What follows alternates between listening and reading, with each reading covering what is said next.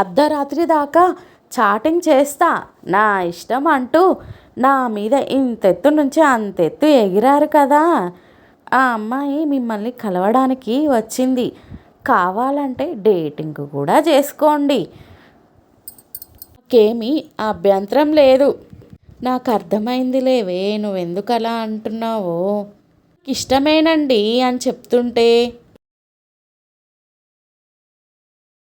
అబ్బో, నడమంత్రపు సిరి అంటే దీన్నే అంటారు. ఊరికనే అంటారా పెద్దలు? ఇలాంటి వాళ్ళని చూసే వచ్చింది ఆ పేరు. నువ్వు నాన్నగారి జేబులో నుంచి డబ్బులు కొట్టేస్తావు కానీ నేను మాత్రం నీ పర్సులో నుంచి డబ్బులు తీసుకుంటే అలా చూస్తావేమిటి మమ్మీ?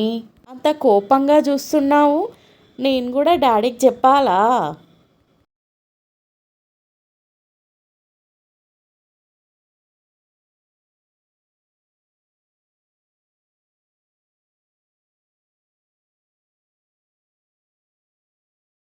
తొక్కలో సీనియర్ సిటిజన్ సీట్ల కోసం మనము జుట్టుకు రంగేసుకోకుండా ఉంటామా?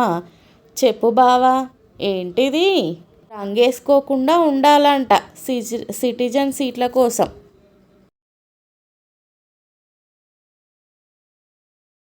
అర్ధరాత్రి తిని తాగి పాచినోటితో శుభాకాంక్షలు చెప్పుకోవడం కంటే పొద్దున్నే లేచి స్నానం చేసి దేవుని దర్శనం చేసుకొని కొత్త సంవత్సరానికి స్వాగతం చెప్పితే ఎంత బాగుంటుంది.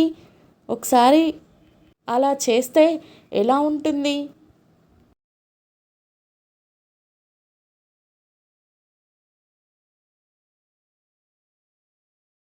సరే అత్తయ్య, ఒకరిని ఒకలం అర్థం చేసుకునే ప్రయత్నంలోనే ఉన్నాం అత్తయ్య.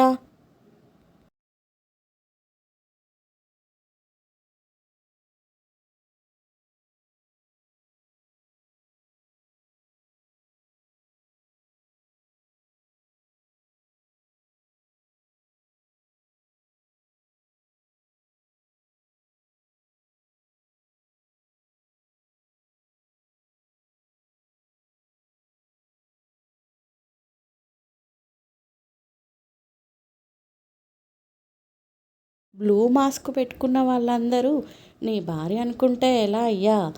అగో మీ ఆవిడ అక్కడుంది చూడు. అయ్యో సారీ అండి.